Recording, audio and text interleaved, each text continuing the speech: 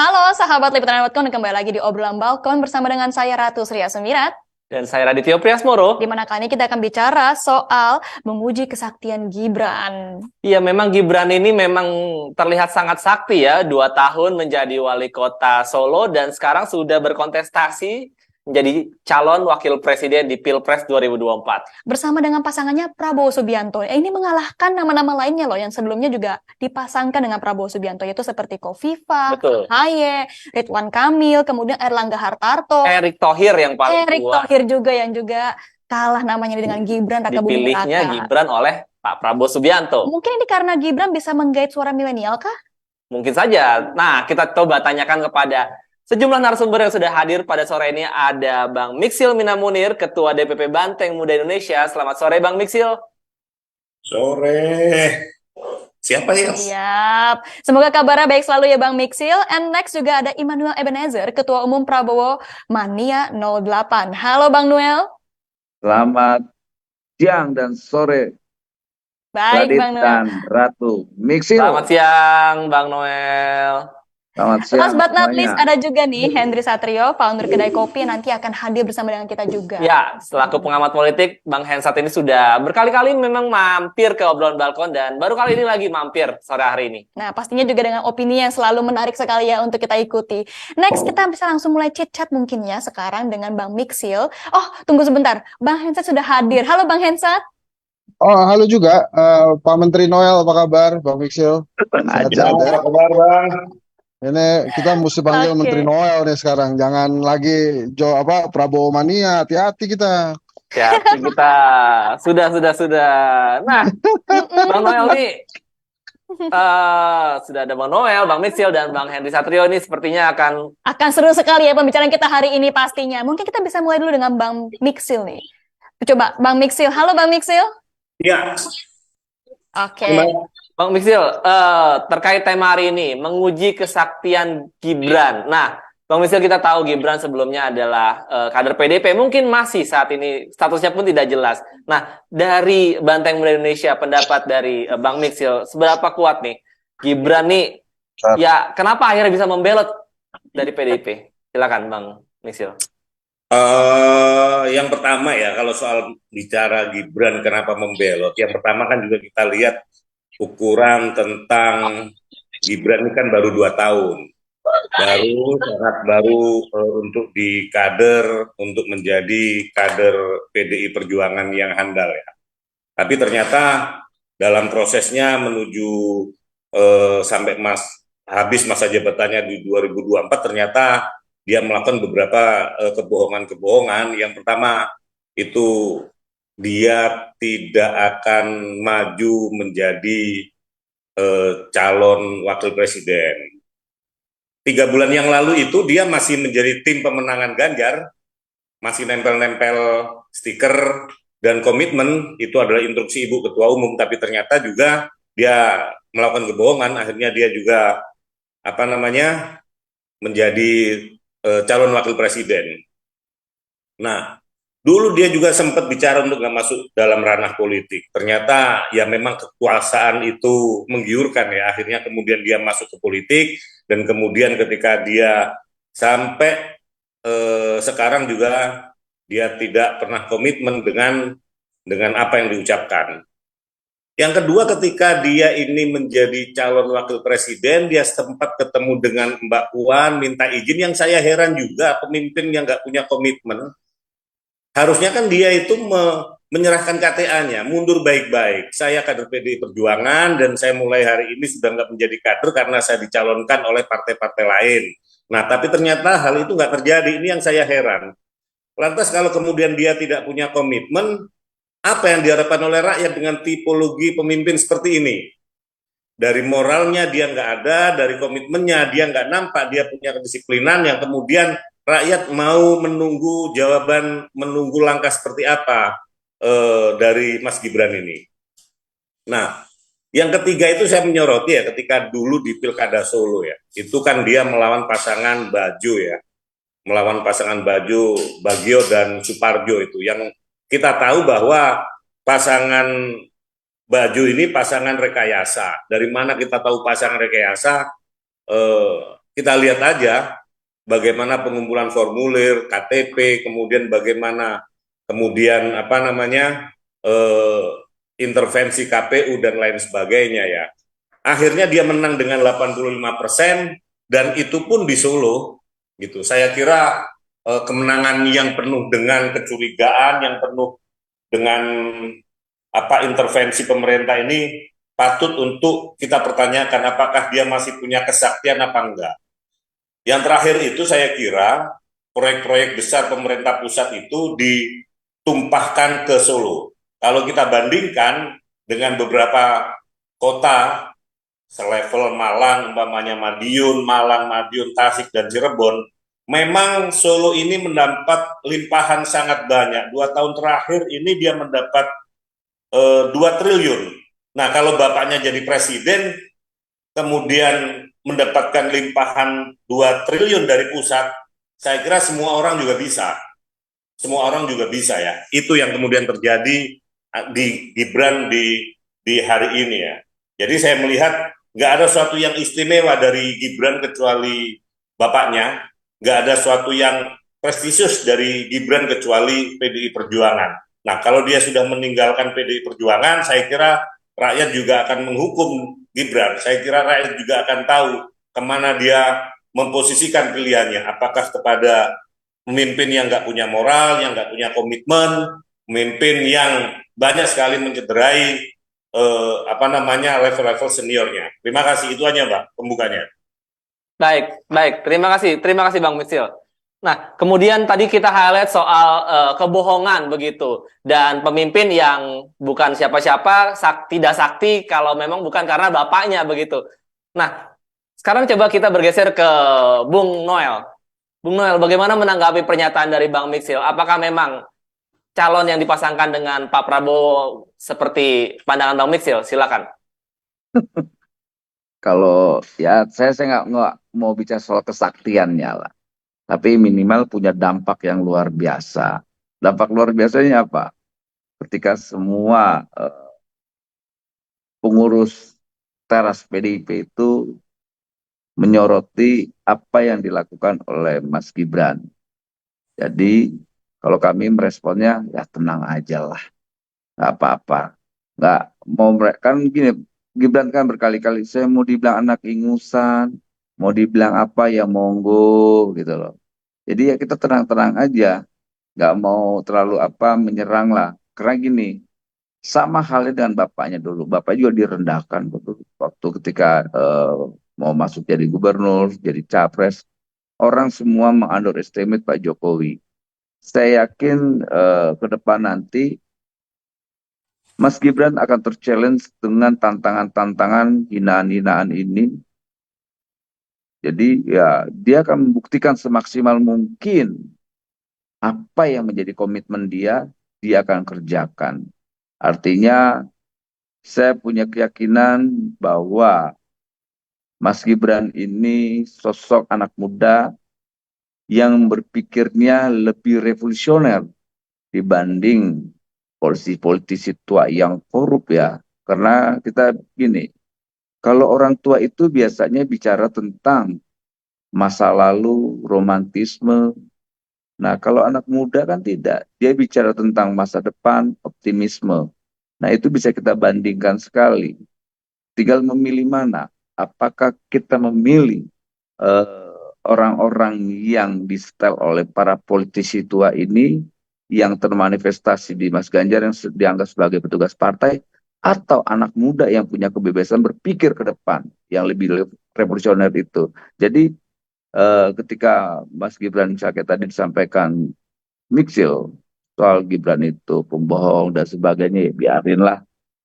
So, Miksil juga sadar sekali ketika juga dia menggugat soal kepemimpinan Gibran di Solo, ada intervensi negara dan sebagainya. Dia mencurigai.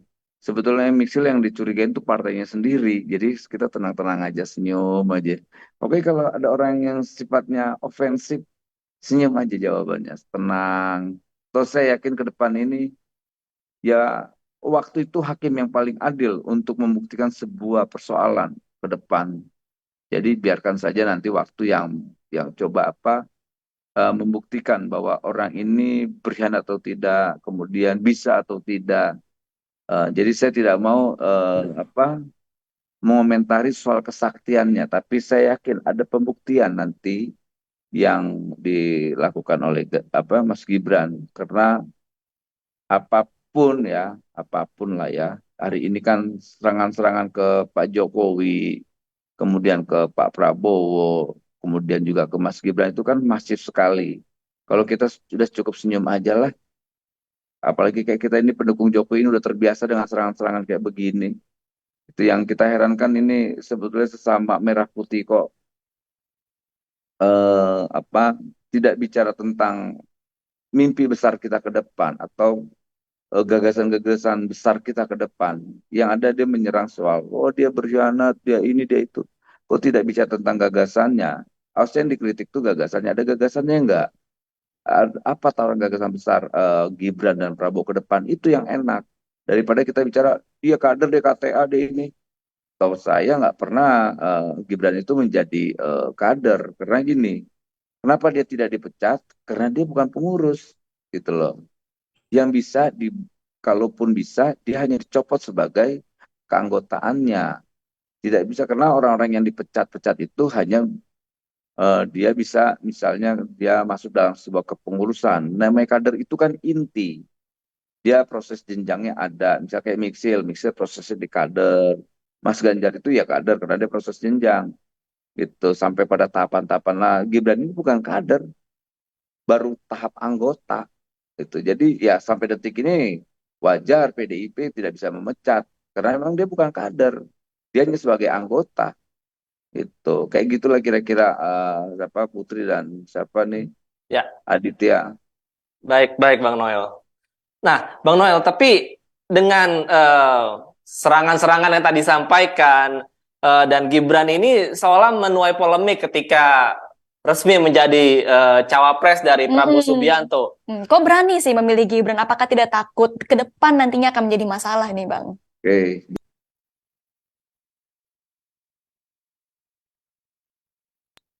itu diteriakin atau difitnah berarti orang itu sesuatu, something, itu diperhitungkan. Itu teori dasar dalam politik Indonesia. Kalau semakin orang itu diserang, berarti seorang itu berarti diperhitungkan. Itu aja. Tahu usah ribet-ribet jawabannya. Jadi hari ini Mas Gibran itu adalah sosok anak muda yang diperhitungkan. Apalagi dulu pernah Bung Karno sampaikan, siapkan aku 10 anak muda, saya akan guncang dunia. Nah ini baru satu anak muda aja, sudah ada yang kesurupan sejagat raya. Jadi kita santai, senyum-senyum, jalan-jalan gitu. Jadi nggak mau ribet-ribet lah. Orang mau ngomong apa, apalagi kita sudah punya tagline 2024 Prabowo Gibran satu putaran. Itu nanti pada panik-panik lagi tuh, nggak bisa tidur nyenyak tuh. Gitu. Baik. Nah, Bang Miksil, kita kembali ke Bang Miksil lagi. Ya. Bang Miksil, bagaimana nih menanggapi statement dari Bang Noel, mulai dari hanya satu putaran bisa menang, kemudian senang-tenang aja terkait serangan-serangan terhadap Gibran. Apa memang betul saat ini sedang terjadi kepanikan begitu? Kalau panik, saya khawatir ada penculikan lagi. Bahaya loh. Saya Apa yang khawatir diculik? Iya. Suara yang Apa yang diculik. diculik? Apakah suara dari Jokowi akan diculik atau bagaimana nih, Bang? Iya kan? Nah, pasangan Gibran ini kan Prabowo. Nah, kenapa kita khawatir?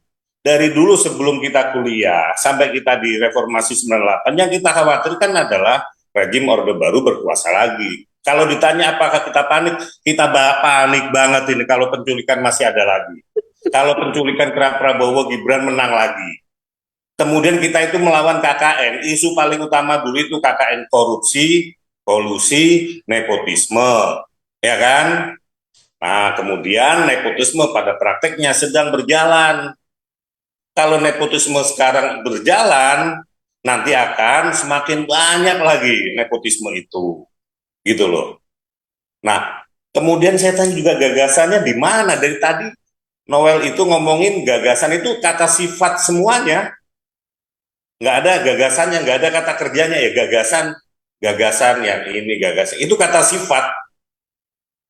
Nggak ada kita lihat Gibran punya gagasan mau di Solo kayak 2 tahun atau kemudian sebelumnya nggak ada itu. Jadi ya kita khawatir aja kalau pemimpin seperti ini berkuasa. Yang pertama nggak ada gagasan, yang kedua rejim neo-orba kembali berkuasa. Begitu. Baik, Wajar Bang dong Mixel kalau tadi juga ada sempat menyebutkan ya ini. soal diculik. Jadi memang Bang Mixel ini merasa bahwa Gibran sudah diculik nih, bukan berkhianat begitu. Gibran yang menculik kan Prabowo yang ahli dalam spesialisasi itu. Penghilangan nyawa itu kan Prabowo, calon presidennya, ya kan? Gini, Nah, Mbak Prabowo dan Gibran ini kan sama, duit tunggal lah bahasa mereka itu. Sama Raditya, itu. Putri, Ya, ya. Baik, mungkin saya Bang Noel bisa memberikan tanggapannya juga nih Bang Noel. ini saya tantangin aja. Suruh Ganjar dan Mahfud itu berani nggak dalam programnya dia ketika dia nyapres bilang sama Ganjar, saya akan menangkap para pelaku penculikan di 98 dan 96. Berani nggak? Jangan cuma slogan doang. Saya tantang, sampaikan ke Ganjar tuh. Bilang, berani nggak tangkap para penculik? Karena gini, Justru yang ada 2009 itu ketika Bu Mega nyapres, itu wapresnya Pak Prabowo. Gitu. Lantas ada 2 tahun Bu Mega berkuasa, tidak ada sedikit pun yang namanya penegakan hukum terkait soal penculikan 98. Mega pernah berkuasa. Nah kedua, Pak Jokowi ketika berkuasa itu masih dalam pemerintahannya adalah pemerintahannya PDIP. Kenapa PDIP tidak memprogramkan juga soal penegakan hukum terkait yang namanya pelanggaran HAM? Kalau cuma slogan, aduh gini, kita ini menolak yang namanya korupsi bansos. Mana tuh korupsi bansos? Siapa yang terlibat semua? Suruh tangkap tuh maling-maling bansos itu, hukum mati. Itu dong, biar maksud saya fair bicaranya jadi enak kita biar apa lebih maju lah ya, lebih bagus lah gitu. Tadi kan Oke, betul, oke, oke. Michael sudah sampaikan dia khawatir penculikan itu hal yang tidak mungkin, terjadi, apalagi ketika kembalinya Orde Baru. Itu hal yang nggak mungkin karena ya Michel tahu lah di barisan Pak Prabowo itu banyak sekali sahabat-sahabatnya Michel termasuk saya, Sangap dan sebagainya. Apalagi ada Wahab di situ dan semua. Nggak mungkin kita membeli ruang kembalinya Orba. Tapi jangan juga seperti perilaku Orde Baru. Ketika ada hak yang namanya hak perdata, hak politik, lantas kita batasi. Ini keji juga. Kita teriak-teriak kayak Orde Baru, teriak komunis. Lebih kejam Orde Baru. Orde Baru udah nggak ada. Ada yang namanya Orde Reformasi. Kita juga lebih kejam mewariskan perilaku Orde Baru. Artinya kapan selesainya bangsa ini mau maju ke depan? Kalau berpikirnya dendam, nggak selesai Baik. dong bangsa ini. Kita mau ke depan ini maju bangsa ini. Maksud saya coba saya ngajak kawan saya si Miksil ini untuk berpikir lebih maju lah Sil, biar enak Sil. Oke, oke, Bang Noel. Ini menarik sekali ya Nah, dari Bang tahan Noel dulu. dan juga Bang Kita Mixel. coba menetralisir situasi dengan Bung Henry Satrio. Betul sekali, kehadiran Bung Hensat ini juga sangat ditunggu oleh kita. Bung Hensat, bagaimana pendapatnya melihat perspektif dari kedua tokoh yang sebelumnya berbicara ini, Bung Hensat? Ya sebetulnya kan ini wajar aja kalau masing-masing pendukung ya membela jagoannya masing-masing. Pak Menteri Noel membela Prabowo, kemudian Mas Menteri Mixil juga membela Mas Ganjar, ya nggak apa-apa gitu. Hanya memang begini, ini kita banyak sekali bicara tentang Gibran, ini sebenarnya bukan Gibran sebagai anak muda, tapi sebagai anak presiden. Kalau dia bukan anak presiden, pasti nggak akan sedahsyat ini polemik yang terjadi gitu. Karena apapun yang terjadi, bicara tentang Gibran prestasinya di Solo, Gibran begini, Gibran begitu, ya Gibran anak presiden. Jadi nggak perlu ada kajian akademis, kajian ilmiah terhadap fenomena Gibran anak presiden. Ini cukup fenomena biologis saja. Jadi kajiannya kajian biologis saya cukup tuh. Nah sebetulnya kan yang dipermasalahkan oleh negara ini itu gitu, bahwa Gibran pada saat ayahnya berkuasa dia maju gitu. Nah apakah kemudian melanggar undang-undang yang berlaku ya? Tentu saya tidak. Kan MK kemarin sudah memutuskan. Tapi ini kan sekedar mengingatkan aja. Soeharto waktu tahun 67 dilantik jadi presiden itu juga nggak melanggar undang-undang peraturan yang berlaku juga tuh. Nah akhirnya kan kita eh, perlu 32 tahun merasakan bagaimana diktatorshipnya seorang Soeharto dengan segala kelebihan dan kekurangannya. Maka dengan semangat reformasi, masyarakat Indonesia menolak adanya nepotisme lagi gitu. Bukan karena Gibran sebagai anak muda. Jadi saya sih menolak menyebut Gibran anak muda ya. Gibran itu anak presiden, itu yang pertama. Nah memang kemudian tantangannya itu ada di Mas Ganjar. Jadi kalau kemudian Prabowo Gibran lolos nih, jadi presiden dan wakil presiden, itu masyarakat pasti marah betul tuh dengan Mas Ganjar dan Mas Anies tuh. Artinya dua calon presiden lawannya ini tidak bisa membuat sebuah program yang bisa menandingi programnya Prabowo Gibran gitu. Jadi makanya menurut saya sekarang dua calon presiden ada, saya yang wakilnya Mas Anies nggak ada, itu harus bersiap menghadapi segala hal yang belum apa-apa kan sudah ditunjukkan kepada publik gitu. Mas Gibran kemarin bicara program yang sudah ada di APBN. Kalau Ya. dibilang begini pasti kan Mas Noel akan bilang ya itu kan memang keberlanjutan. Iya, keberlanjutan gitu. Makanya ini kan sebetulnya bukan tentang apa namanya menahan hak orang untuk maju, enggak juga ya, silakan maju nanti pada saat ayahanda sudah tidak lagi menjadi presiden, itu akan lebih baik lagi. Karena kan kalau dihitung-hitung ya, ini aja Hmm. sudah ada peraturan yang diubahkan. Nanti kalau ini saya bukan berpikiran jelek ya, tapi saya berandai-andai nih. Mas Gibran jadi 5 tahun, wakilnya Pak Prabowo, mungkin 2009, 2029 dia akan maju tuh melawan Pak Prabowo. Dan sangat mungkin dia menang, 10 tahun menang, terus kemudian apalagi peraturan yang diubah, apakah menambah bisa 3 periode, atau bisa adiknya maju, dan lain-lain, dan lain-lain. Jadi sebetulnya bukan tentang anak mudanya Mas Noel, tapi bagaimana nepotisme ini tidak boleh diulang gitu kalau menurut saya sih. Dan kan akhirnya tidak ada kesetaraan antara anak muda kan. Hmm. Privilege Gibran sebagai anak presiden itu sangat ditonjolkan di sini. Jadi itu sih menurut saya. Saya bukan membela Mas Ganjar ya, tapi ini saya bicara tentang bagaimana privilege seorang Gibran di dalam Pilpres 2024. Nah, pesan saya buat Mas Miksil sih, bagaimana harusnya Ganjar membantah tuduhannya Bang Noel tuh bahwa dia tidak punya gagasan sama sekali. Nah, sebetulnya begini juga, kemarin itu ini pada saat pendukung Mas Gibran, pendukung Mas Ganjar misalnya ya, bicara tentang pengkhianatan partai, kemudian bicara tentang nepotisme, dinasti keluarga, dinasti politik, mahkamah keluarga. Mas Ganjar sama Mas Aniesnya diajak Presiden Jokowi makan siang, makan datang juga tuh. Jadi ya cuma segitu doang. Jadi sebetulnya para pendukung ini ya siap-siap aja kecelek, karena ternyata saya Hmm. bilang di sini semua calon presidennya sama ya. Mas Anies begitu juga, Mas Ganjar sama aja ya, begitu diundang begitu diundang penguasa ya yang menikmati mahkamah keluarga, pelaku nepotisme gitu ya, yang banyak sekali kemudian menerima terpaan dan kritikan, mengundang calon presiden yang pendukungnya mencoba melawan itu, datang juga presidennya. Jadi saya kemarin waktu melihat makan siangnya presiden itu, oh ya udah ternyata segini doang gitu, Wak. Terlepas itu menghormati atau tidak, Hmm. tapi biasanya makan-makan itu terjadi sesudah kompetisi berlangsung, bukan sebelum kompetisi berlangsung gitu. Jadi ya ini tinggal semuanya kembali lagi ke rakyat, betul. Tapi apakah kemudian kita mengharapkan sebuah gerakan yang luar biasa dari para calon presiden untuk menghalangi nepotisme dan dinasti politik ini tidak terjadi di Indonesia sih? Saya meragukan itu. Itu kira-kira.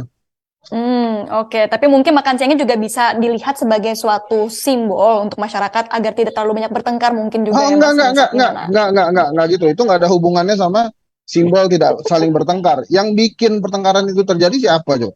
Yang ngubah-ngubah Oke. peraturan itu siapa, Jo? Itu jadi nggak ada kaitannya. Jadi gini maksud saya. Jangan kemudian rakyat yang baik-baik saja ini, yang normal-normal aja dijadikan alasan ya untuk sebuah manuver-manuver politik yang akhirnya meredam sesuatu gitu. Ini kan MK sedang sidang ya. Hmm. Akhirnya kan nggak ada gaungnya juga. Ini sih canggih Pak Jokowinya. Menurut saya canggih Pak Jokowinya dan kurang peka aja para calon presidennya. Nah kemarin itu sebetulnya sangat kaku terlihat itu Pak Prabowo ya. Mungkin Pak Prabowo kaget juga nih, kok gimana sih kok yang lain juga diajak makan ini, bukannya dukungannya kepada saya ya. Yang lain ini diundang juga nih, waduh gimana nih presiden nih. Makanya kan agak kikuk juga tuh dia. Nah gitulah kira-kira pembukaan tuh.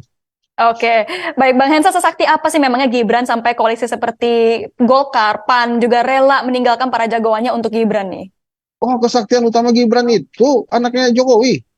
Nggak ada lagi yang menanggulangi itu Pak Jokowi. Ini presiden yang sangat cerdas, cerdik, pintar dia, dan mengerti, memahami bagaimana dia bertindak sebagai kepala pemerintahan dan kepala negara. Jadi kesaktian Mas Gibran itu pintar milih bapak, bisa kira-kira bisa gitulah. Jadi itu cukup untuk menjawab semua pertanyaan. Jadi kalau kemudian kesaktian Gibran ini bisa dikalahkan oleh apa? Ini hanya bagaimana pintarnya pendukung dari Mas Ganjar dan Mas Anies untuk tidak memilih Prabowo dan Gibran ini. Makanya saya kan dari awal sudah panggil Mas Noel ini menteri kan, karena memang kesaktian Gibran itu sudah menurun ke Bang Noel tuh. Dia jauh-jauh hari sudah bisa melihat atau mungkin sudah dibisikin sama istana.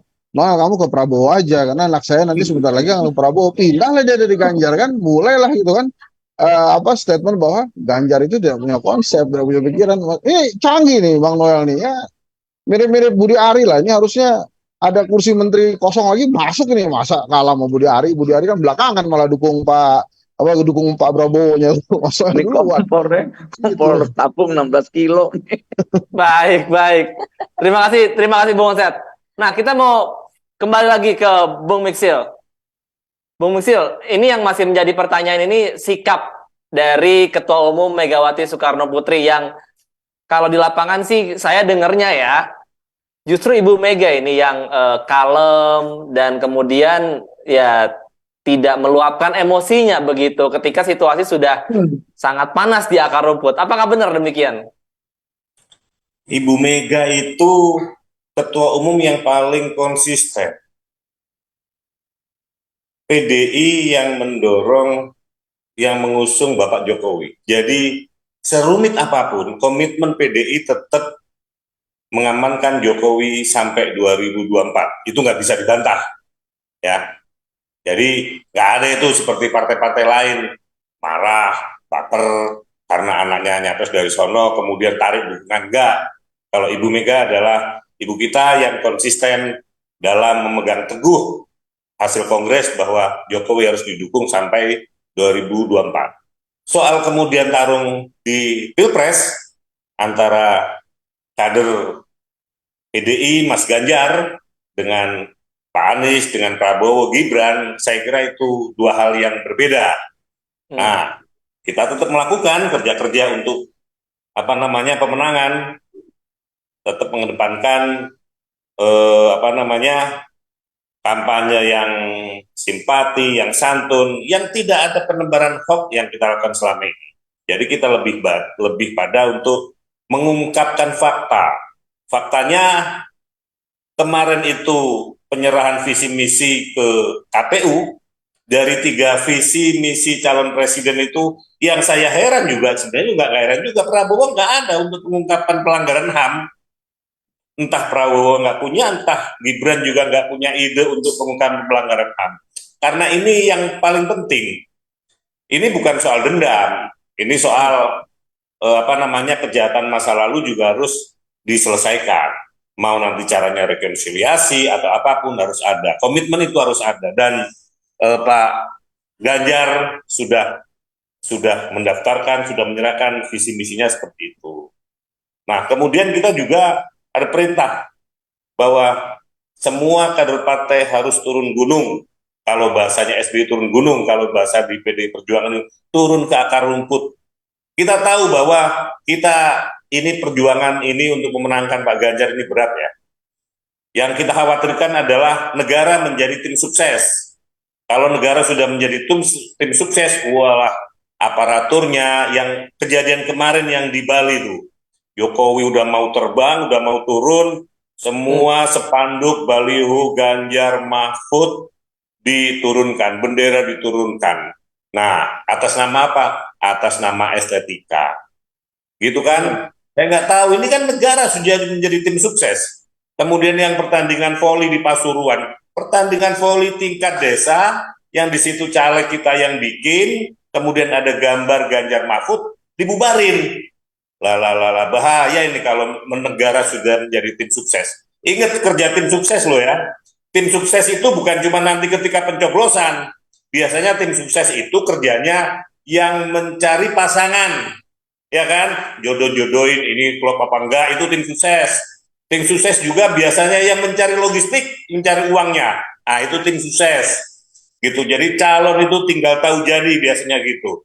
Gitu. Nah, tim sukses juga yang masang spanduk, membuat aturan dan lain sebagainya. Kita khawatir kalau negara udah tim sukses, harapan kita pemilu ini damai, bersih, ya kan, nggak ada apa-apa, justru anti demokrasi, justru kacau. Kenapa? Karena keterlibatan negara, gitu. Hmm. Apalagi eh, MK juga salah satu apa namanya wajah konstitusi kita yang paling penting sudah diperkosa di situ. Dia sudah Oh, menyalahi Hmm. wewenangnya. Pamannya Gibran sudah yang harusnya tidak bisa meloloskan karena ada konflik kepentingan di situ ternyata dipaksa untuk meloloskan. Bahaya. Saya kira 4 bulan ke depan sampai 8 bulan ke depan nanti kita akan jauh lebih banyak apa namanya perilaku-perilaku negara yang memihak calon tertentu. Saya kira itu. Dan calon tertentunya itu siapa? Ya sudah pasti Prabowo Gibran dan itu sudah ada. Terima kasih, itu aja. baik, baik, Bang Noel. Bang Mixil maksudnya. Saat ini maksud saya ke Bang Noel untuk menanggapi Bang Mixil. Ya dong. Bang Noel, ini Bang Mixil menyebut tim suksesnya negara begitu untuk Prabowo Gibran. Sebagai salah satu pendukungnya, bagaimana untuk mengklarifikasi hal tersebut? Ya, gini aja. Kalau gitu tim sukses negaranya ke Ganjar aja. Apa coba komentarnya Mixil? Udah kasih ke Ganjarnya semuanya lah daripada ke Jokowi atau daripada Prabowo. Nanti saya perintahkan semua tuh. Gubernur, Menteri Dalam Negeri, Kepala BIN tuh. Bantu Ganjar. Biar Pak Jokowi dan Pak Prabowo nggak diserang lagi. Itu biar enak. Kok perlu nanti di Bali, di langit-langitnya itu pasang Ganjar Mahfud. Biar enggak, kita nggak mau ribet-ribet. Terlalu ribet. Baik, Kita ngadepin demokrasi ini bukan bicara tentang penguatan demokrasi, malah kayak apa kontraproduktif. Serang hal yang kayak begitu, yang teknis-teknis. Akhirnya kapan kita bicara tentang penguatan demokrasinya? Tadi apa yang Mixer sampaikan, kekhawatiran dan apa soal terkait penculikan dan kembalinya Orde Baru, itu bagus dalam rangka mengantisipasi jangan sampai kekuatan Orde Baru, para penculik ini kembali lagi. Saya sepakat. Itu hanya bisa ketika apa penguatan demokrasinya itu benar-benar ada gitu. Karena gini, jujur aja, kejahatan-kejahatan politik itu bisa dilakukan siapapun penguasanya. Karena penguasa tanpa dikontrol atau ada penyimbangnya, itu kecenderungannya adalah penyimpangan, abuse of power, itu udah pasti. Kedua, bibit-bibit apa otoritarian itu akan timbul di situ kalau seandainya eh, penguatan demokrasinya itu benar-benar lemah. Makanya saya berkali-kali sampaikan ke kawan-kawan, udah penguatan demokrasinya aja di situ biar mudah rakyat itu mengontrol kekuasaan gitu loh. Di sini bicara tentang demokrasi, tapi perilaku yang sebelahnya sangat feodalistik. Gimana gitu? Kita mau bicara tentang demokrasi, tapi perilaku feodalnya masih kuat. Feodalisme itu akan melahirkan fasisme. Nah, bagaimana kita menghadapi dua ini? Jadi menurut saya apapun lah sah-sah saja sampaikan ke depan. Tapi yang paling penting ketika Mixil menyampaikan itu soal apa yang namanya pelanggar HAM dan sebagainya, suruh Mas Ganjar ngomong dong soal tangkap, tangkap itu para aktor pelanggar HAM. Sampai detik ini Ganjar nggak berani. Ganjar tuh cemen lagi, cemen sangat cemen. Ini kan direkam nih, sampaikan. Ganjar itu nggak punya nyali. Itu kan berkali-kali saya sampaikan. Kenapa Pak Jokowi tidak mau memilih dia? Karena itu, orang ini tidak bisa diandalkan selain tidak punya gagasan, tidak punya keberanian. Keberanian itu bukan dalam berkelahi ya, gitu. Tapi dalam sebuah kebijakan, dalam sebuah sikap. Orang gimana? Presiden konten mau diharapkan apa yang mau diandalkan model kayak Ganjar. Orang ngasih pemberian aja dijadiin konten. Jadi tidak ada yang bisa diandalkan dari Ganjar. Jujur aja, saya sampai detik ini, kalau seandainya tidak ada pilihan, saya akan memilih Anies tuh, gitu. Karena nggak ada yang bisa diharapkan dari apa yang hari ini saya lihat dari Ganjar, gitu loh. Karena cuma Baik. bisa eh, kayak kelompok konten kreator kali ya, youtuber itu. Nah, kita nggak mau kayak model gitu. Jadi tidak selaras tindakan-tindakan yang ada di kontennya dengan perilaku aslinya. Saya berani iris kuping saya atau bertaruh. Bener nggak Ganjar di perilaku aslinya seperti itu? Karena teman-teman saya itu kan temannya Ganjar semua. Dan hari ini kenapa pada pergi dari Ganjar? Karena ada satu hal. Ganjar itu penuh dengan kepalsuan. Seperti itu. Siapa? Ratu. Baik, Bang Noel, tapi terlepas dari itu semua juga, pastinya juga kita mengetahui ya bahwa banyak sekali masyarakatnya masih meragukan kemampuan Gibran sebagai calon pemimpin nanti, termasuk saat di depan publik. Nah, seperti apa nih strategi dari kubu Prabowo untuk bisa memoles Gibran agar menjadi lebih berisi dan menarik untuk masyarakat nih, Bang Noel? Gak usah dipoles-poles lah, ngapain, kita kan nggak mau jadi kayak karbitan gitu, biarin proses aja menentukan. Kalau tidak baik kan masih ada Hensat yang sebagai pengamat akan melakukan kritikan, ada Miksil, ada saya, lawan aja lah. Makanya saya bilang sekali lagi, kuatkan demokrasinya, gitu loh, kuatkan aja demokrasinya. Agar apa? Ruang demokrasi itu lebih kuat daripada ruang kekuasaan. Jangan kita terlalu berharap besar terhadap siapapun, gitu loh. Emang kalau Prabowo Gibran berkuasa lantas kemudian kita harus berharap seperti besok akan ada surga di muka bumi ini? Enggak juga. Orang ini manusia semua isinya. Manusia itu pasti ada kekhilafan. Kemudian kalau seandainya tidak dikontrol, ada kecenderungan untuk penyimpangan. Emang kayak Ganjar, kemudian Anies, kalau seandainya berkuasa lantas tanpa kontrol mereka tidak menyimpang, apakah nanti di pemerintahannya Ganjar ketika Ganjar menang tidak ada korupsi?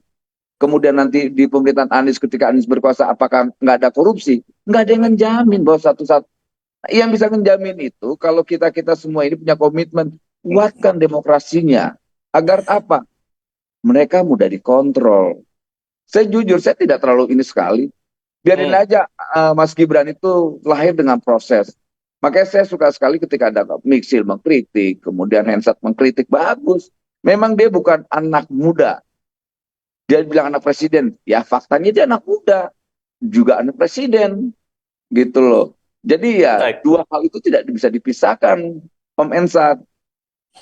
Apalagi kalau dibilang ada penculikan. Ini sepertinya juga Bang Hensat dan juga Bang Miksil udah saya senang tuh. pengen banget ya untuk menjawab. Oke, silakan Bang Hensat.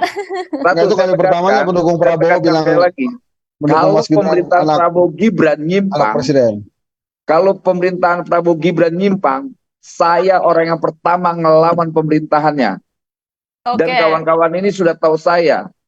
Jokowi aja, saya pendukung Jokowi aja udah berapa menteri yang masuk penjara saya bikin.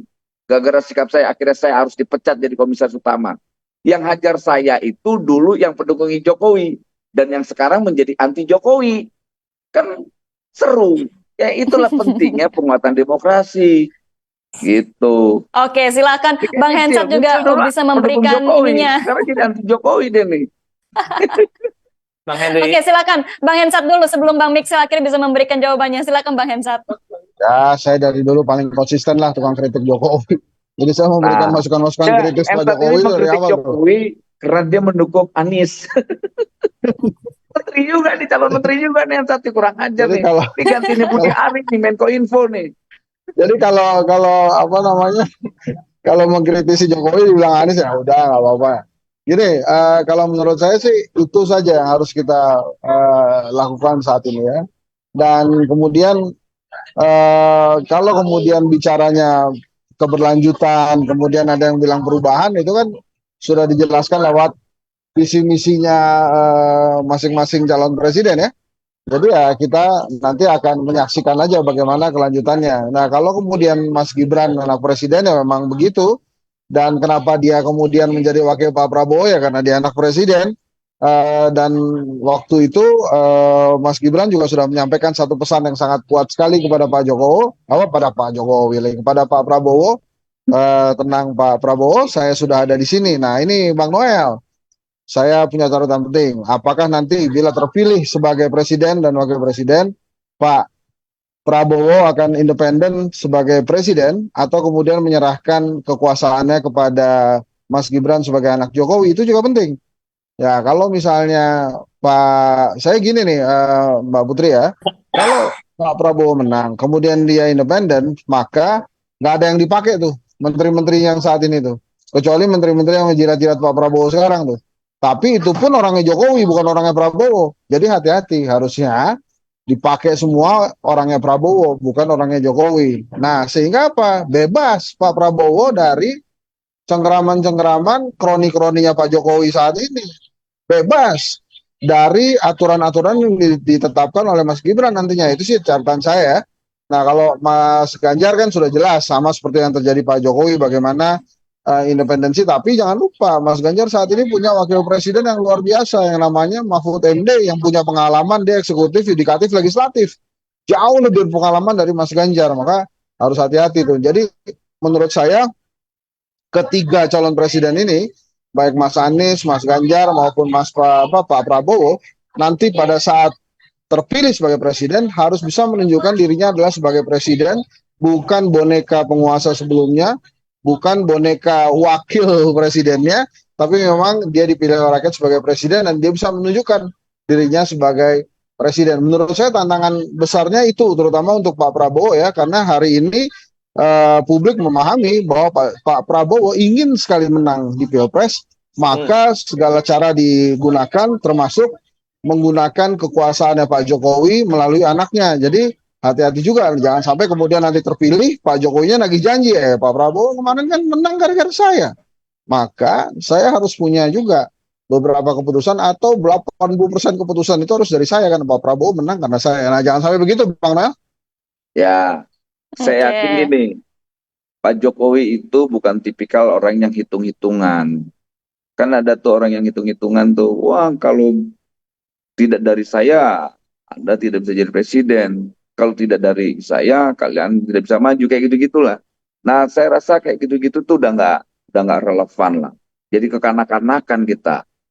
Itu kita mau ke depan nanti ya tadi apa yang Bung Hensat sampaikan. Nah, bisa nggak menjamin itu? Bisa nggak menjamin Pak Prabowo akan independen sebagai presiden? Gini, Itu lu loh, mau saya percaya dengan jamin penguasa? gitu. Gini, Sat. Lu mau percaya Iya, siapa penguasa yang bisa dikontrol?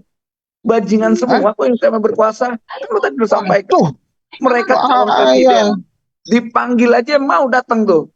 Goblok gitu. waduh, Lalu lu bilang itu capres bermoral nggak kayak begitu tuh? Kan capres blow on gitu. Wah, ya Itu tuh. capres blow on. Kalau gue Kalau gitu jadi kita aja capres, maju gue lah. nggak akan mau gue sampai kapanpun. Artinya benar apa? tuh, gue setuju. Mereka juga tidak memberi sebuah apa yang namanya pendidikan politik. Bayangkan mereka calon-calon presiden, dia sudah tahu tuh mereka kritik Pak Presiden melakukan ini namanya Keluarga, permenan dan apa nepotisme. Mahkamah Keluarga. Tapi pas dipanggil bagian Datang semua. Aduh. iya. Nah, gue senang kita kritis-kritis, bos. Gue tidak Bayang. mau independensi gue, kemerdekaan berpikir gue dikerangkeng karena gue sebagai pendukung Prabowo Gibran. Gue nggak mau. Gue tetap menjadi orang yang merdeka. Nggak ada urusan. Bagus. Itu ada urusan. Batik baru tuh kelihatannya tuh. Mereka bukan Tuhan, bos. Mereka hanya dapat mandat dari proses demokrasi. Jadi harus dikawal dengan cara yang sangat demokratik. Lo pikir kayak model Ganjar itu bisa diandalkan? Nggak bisa. Apalagi Anies. Nah. Ntar dulu nih. Enggak, lo ngomong keras-keras kayak gitu tentang Prabowo, hati-hati ntar dia menang, lo duluan yang digeser. Itu udah pasti. Kebiasaan gue kan begitu, selalu melawan kekuasaan. Iya, udah. Ternyata begitu. Baik. Gua Udah, sabar, Baik. sabar, sabar. Baik. Kita Yang tahan dulu sedikit sebentar ya, karena Iya, pastinya juga sabar, Bang sabar. Miksil ingin Ratu, memberikan. Bang Miksil dulu Iya nih, kali. kita berikan Ratu, waktu kepada sebentar, Bang Ratu. Miksil. Ratu, Noel sebentar. ini sudah pengalaman. Oke, terakhir ya Bang Noel ya, terakhir nih boleh. Ya, saya Noel ini itu sudah 2 kali menang, sudah ikut terbiasa, Jokowi sudah lawan terbiasa Prabowo. menjadi lawan penguasa yang saya dukung. Itu kebiasaan. Mm-mm. Dan itu menjadi tradisi politik saya. Siapapun yang berkuasa pasti akan menjadi lawan saya. Baik, siap. Terima kasih banyak Bang Noel. Sekarang kita berikan kepada Bang Miksil untuk menjawab ya tadi tuduhan-tuduhan terhadap Ganjar yang katanya Bang Noel itu dikatakan seperti pengecut begitu ya. Iya, dan Ternyata. tadi Bang Hensat juga bilang seharusnya cawapres-cawapres itu tidak usah datang begitu ketika diundang Pak Jokowi makan siang. Ya, bagaimana tanggapannya untuk Bang Miksil nih? Noel ini kelasnya sudah bukan tim sukses sebenarnya. Kelasnya sudah bukan itu, kelasnya dia itu yang paling tinggi itu. Dia udah 2 kali memenangin Jokowi ngelawan Prabowo loh. Nah, sekarang dia diatur-atur sama orang Prabowo yang nggak pernah menang. Nggak mau. Harusnya yang ngatur itu, pasukan itu. Itu. Jangan mau diatur-atur sama siapa lah itu, sekeliling Prabowo yang nggak pernah menang. Lu itu udah 2 kali menang. Gue nggak mau Gitu. diatur, enak aja. Iya, makanya jangan mau diatur. Enggak, gue nggak mau. Gue mau diatur Mereka Ensat nggak sama punya sejarah Ganjar menang, aja. Noel. Yang Yang namanya atur gua Dasko, yang Hensat namanya sama Hasim, yang Miksil namanya loh. Prabowo, nggak punya sejarah menang. Dan lu punya sejarah menang itu. Gitu. Nah, justru itu gue Nah, nanti kalau itu menangin kan kemudian lu Prabowo. Tugas kita menangin Prabowo, Sil. Tugas gue sebagai bukan mantan, pelaku memenangkan kekuasaan, dan gue akan ulangi sejarah itu lagi. Kan ini pertarungan sejarah. Kalau lu diatur sama mereka, mana mungkin bisa menang. Mereka nggak punya Mana mau sejarah gue diatur. menang. Orang kayak model kayak kita mana mau bisa diatur. Enak aja. Gak Oke. mau gue diatur-atur. Ya. Gue bukan anak buahnya Prabowo. Gue bukan pegawainya Hasim. Nah, itu Oke. dong. Gue pegawainya demokrasi. Gue petugasnya sejarah. Gue akan menentukan sejarah gue sendiri. Luar biasa. Bang Miksil, apakah ada tambahan lagi Bang Miksil? Cukup sih saya kira itu. Yang terakhir kan itu soal kemarin habis makan siang itu ya. Itu di beberapa media kan calon presiden menginginkan presiden netral. Itu menunjukkan bahwa calon presiden tahu bahwa presiden sedang tidak netral. Logikanya kekuasaan itu A sama dengan min A, B sama dengan min B. Jadi kalau presiden bilang saya netral, sebenarnya itu presiden sedang tidak netral. Itu logika dasar kekuasaan yang ingin mempertahankan kekuasaannya dengan menyalahgunakan sistem. Itu, Pak. Terima kasih. Baik, terima kasih banyak atas pendapatnya juga ya Bang Miksil. Mungkin kita bisa lemparkan kembali kepada Bang Hensat nih. Apakah benar memang sedang tidak netral? Bagaimana Bang Hensat melihatnya? Iya, masa ada netral? Gimana yang nggak mungkin netral lah, itu gitu-gituan lagi ditanyain, udah pasti nggak netral, semuanya juga tahu nggak netral. Kalau dia netral itu, kemarin dia bilang begini ke Pak Prabowo. Bang Hensat, mohon maaf, suaranya keputus Bang Hensat. Saya netral ini sudah semakin besar. Sebelum KPU memutuskan 13 November 2023 nanti, saya akan meminta anak saya mengundurkan diri sebagai wapresnya Pak Prabowo. Jadi mohon Pak Prabowo mencari wapres lain. Itu netral. Tapi kan itu nggak kejadian. Jadi ya udahlah, nggak usah bicara-bicara netral lagi. Itu udah pasti enggak kok. Itu ya. Ya, Bang Noel, tanggapannya. Bang Noel, Berarti tanggapannya. Bagaimana nih? Berarti apakah memang benar tidak netral Bang Noel? Ya kan, ini kan yang menyampaikan dari sudut pandang mereka sebagai pendukung salah satu capres dan cawapres. Itu sah-sah Nah, saja. akademisi gua. Udah, apa aja lo, bandel banget sih lo, udah tua juga. Itu jadi saya rasa ya serangan-serangan itu nggak apa-apa dalam alam demokrasi itu. Tuduhan-tuduhan itu dianggap bagian dari kritik. Jangan terlalu alergi dengan sifatnya yang kayak begitu. Saya nggak tidak alergi dengan apa yang disampaikan Miksil, Hensat, itu. Karena ya saya jujur, saya sebagai pendukung Pak Prabowo, tugas saya adalah memenangkan Pak Prabowo, nggak bisa tidak. Walaupun tadi apa yang saya sampaikan di awal tadi bahwa saya ini punya tradisi mendukung kekuasaan dan menjadi musuh kekuasaan. Gitu. Karena apa? saya tidak akan pernah membiarkan kekuasaan itu korup, maling, itu nggak mungkin tuh. Kedua, saya tidak akan membiarkan apa yang tadi kayak Mitchell khawatirkan ya, kembalinya para penculik, nggak mungkin tuh. Saya akan lawan. Begitu juga kembalinya Orde Baru. Makanya Orde Baru yang seperti apa? Sistem Orde Barunya atau perilaku Orde Barunya. Nah, kalau sistemnya itu hal nggak mungkin, Cil. Karena dengan sistem demokratik sekarang ini, Orde Baru reborn itu hal yang nggak mungkin, bro. Jadi ya kita ya jangan sampai ngasih ruang sedikit pun gitu loh. Makanya tetap pada komitmen awal kita dulu waktu 98, kuatkan demokrasinya gitu loh. Kuatkan demokrasinya. Kalau seandainya itu tidak dikuatkan, siapapun nyimpang, Bos. Mau siapa, Prabowo kek, mau Ganjar kek, mau siapa tuh Anies kek, kalau tidak dikontrol nyimpang. Saya jamin 1000%. Tapi ketika mereka dikontrol dengan baik, dijaga dengan baik, saya yakin siapapun pemimpinnya. Karena nih orang-orang jagoan semua yang hadir di 2024. Setidak sukanya saya tetap menghormati namanya Pak Ganjar dan Pak Mahfud. Setidak memilihnya saya dengan Mas Anies, saya tetap menghormati Mas Anies dan Caimin. Apalagi dengan Pak Prabowo, saya sebagai pemilih dan pendukungnya. Saya sangat hormat dengan apa yang hari ini menjadi pilihan politik saya. Seperti itulah kira-kira Ratu Baik. dan Aditya. Baik, Bang Noel, bagaimanapun juga relawan menghadapi serangan ya yang diarahkan ke Gibran terkait politik dinasti. Bagaimana untuk menghadapi hal tersebut bila memang ada relawan-relawan yang menyerang Gibran ini terkait politik dinasti ini berapa puluh tahun praktek politik dinasti itu pada diam semua tuh. Gitu. Kan kita tahu nih yang mengorkestrasi politik dinasti siapa. Itu ini saya sedikit ngomong, yang main itu adalah salah satu entitas intelijen. Nih saya ngomong nih, sampaikan tuh ke siapa tuh? Gak udah, gak usah begitu-begitu amat sama kenyataannya Mas Gibran anaknya presiden kan. Udah Lu gitu aja sih, banget muter-muter sih. aja. Lo kok deket gue cekek lo saat.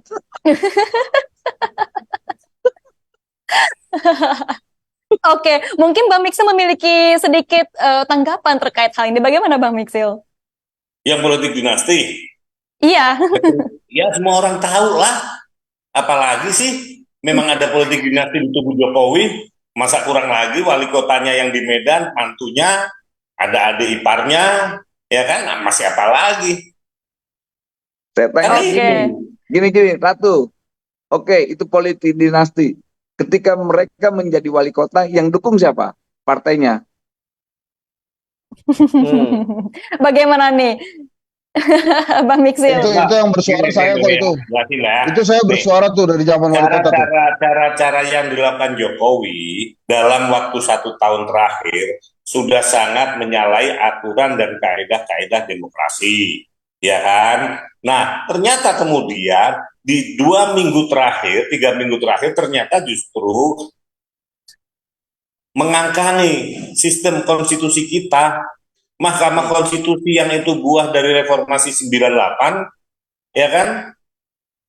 Ternyata bukan cuma kecelakaan di situ, pemerkosaan.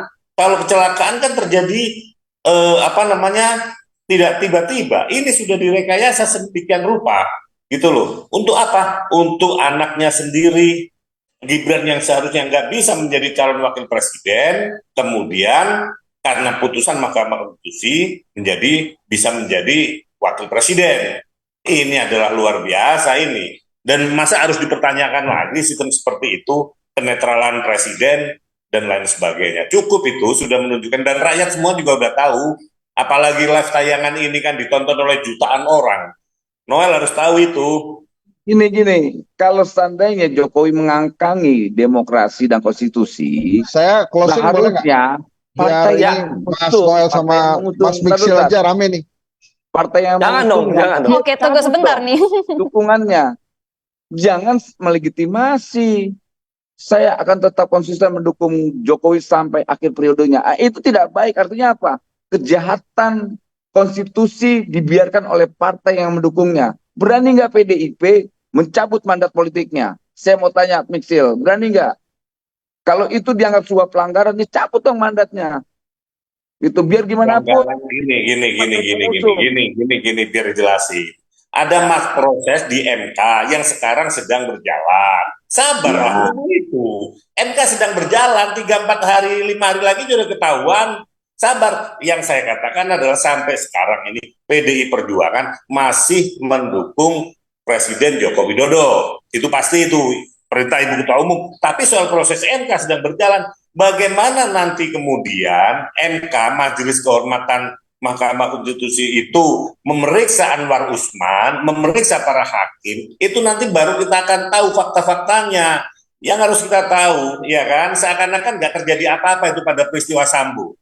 Tapi karena seakan-akan Sambo super power, kuat, bisa itu, kena juga itu.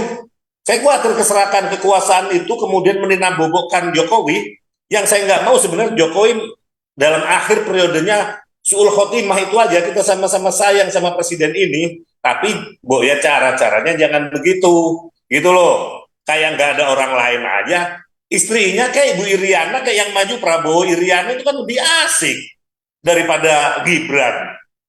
Nggak melanggar batas Gibran Mahkamah karena Konstitusi. anak yang bisa diandalkan, Betul. Sil. Anak yang tangguh, anak muda yang tangguh yang bisa diandalkan daripada yang namanya Mas Diandalkan di mananya sih? Ganjar. Mas Diandalkan Ganjar di itu nggak mana? bisa Prosesnya di diandalkan, mana? Sil. Kalau gue lebih setuju lu Noel tuh. Lebih hebat tuh, bertarung jelas, Gomunya punya sih gagasan. hebat. Lah kalau Gibran apa? Gomunya Coba. hebat. Anak muda yang cabi, gemoy. Baik, baik. Baik. Nah, Ini ini seru sekali ya. semakin panas tapi Betul. waktu udah 1 jam, Ratu. Iya, padahal seru banget dari tadi kita ngikutin ngobrolnya. Harusnya di Sampai sini, akhirnya, namanya juga ngobrol. benar. Sampai akhirnya keluar dari kata Bang Noel ternyata Gibran yang cabi dan gemoy. Baik, kalau begitu kita berikan sekarang kesempatan bagi para masing-masing narasumber untuk closing statement. Mungkin pertama kepada Bang Hensat dulu ya. Tadi Bang Hensat sudah meminta untuk closing statementnya. Halo Bang Hensat. Baik, Bang Hensat. Oke, mungkin Bang Hensat sedang ada kendala ya. Kalau gitu kita akan ke Bang Noel dulu untuk memberikan closing statementnya. Silakan Bang Noel. Oke, ya semoga kita di 2024 nanti mendapatkan pemimpin yang bisa bangsa ini andalkan, rakyat ini andalkan. Soal yang paling penting adalah keberpihakan terhadap regulasi kesejahteraan rakyat. Jadi nanti semoga apa yang dikritik Miksil itu jangan sampai kekuasaan itu hanya bisa mengutak-ngatik aturan hanya untuk kekuasaan.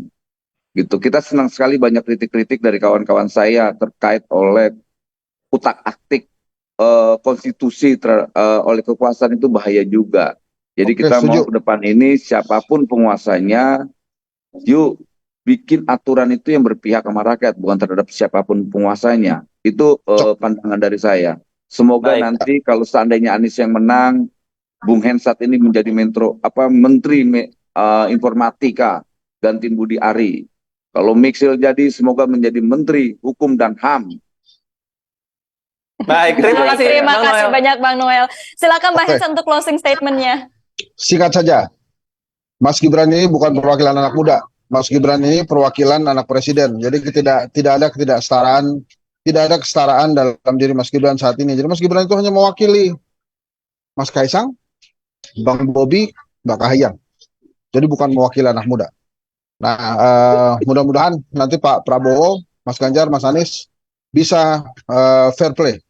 Kalau mengharapkan Pak Jokowi netral, itu sama aja ngarepin tukang supir bajai kalau mau belok kasih sen. Nah, jadi agak-agak nggak mungkin lah. Gitu aja. Terima kasih ya. Terima kasih. Terima kasih Bang Hensat. Silakan Bang Miksil untuk closing statementnya Bang Miksil. Makasih ya, Bang Miksil, makasih. Bocus dulu nih, Itu aja, Pak. Berat perjuangan ini. Demokrasi yang sudah kita bangun selama bertahun-tahun dari proses reformasi menjadi kacau balau. Kalau negara menjadi tim sukses. Kita tahu dulu ketika zaman Orba, ketika negara menjadi salah satu tim suksesnya Golkar, ya kan, itu coblosan saja di depan kantor dinas masing-masing, ya kan. Nah, sekarang praktek itu mungkin akan terjadi dan pasti akan terjadi, gitu. Itu aja. Terima kasih, Mbak. Baik, terima kasih Bang Miksil. Dan tidak terasa ya Ratu? Tidak terasa sudah satu jam kita berbicara dengan serunya bersama dengan Bang Miksil, Bang Noel, dan juga Bang Rasa Hensa. seperti di studio. Betul sekali, emang rasanya seperti dekat sekali ya. Kayak kata tadi Bang Noel nih, kalau deket dicekek nih. Lucu banget dari dengarnya.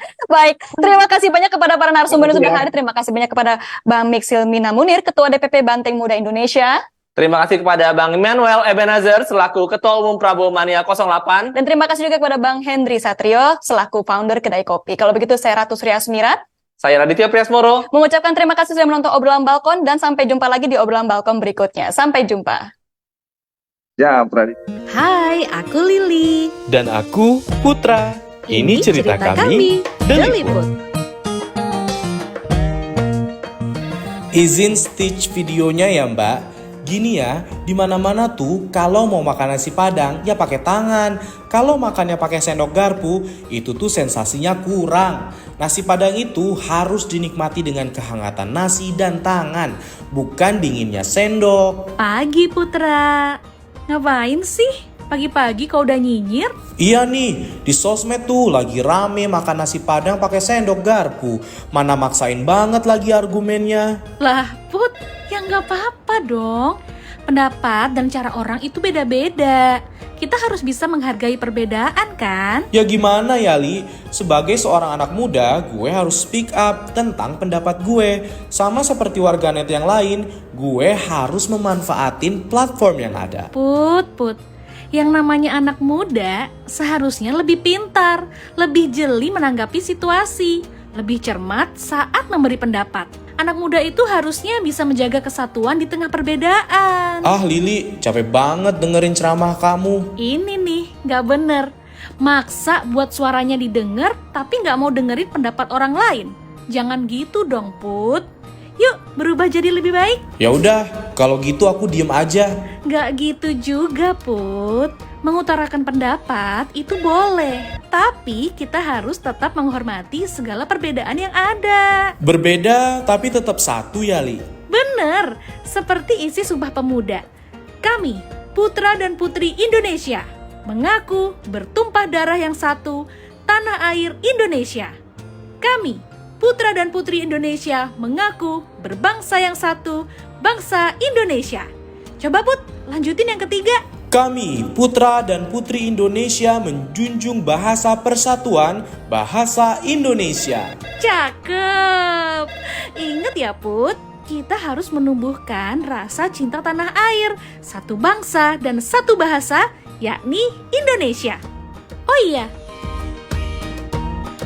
nih bubur aku beli khusus buat kamu loh. Keburu dingin nih gara-gara ngomongin nasi Padang. Makasih ya Li, kamu baik banget. By the way, kamu tim bubur diaduk apa bubur nggak diaduk ya Li? Putra, udah ya.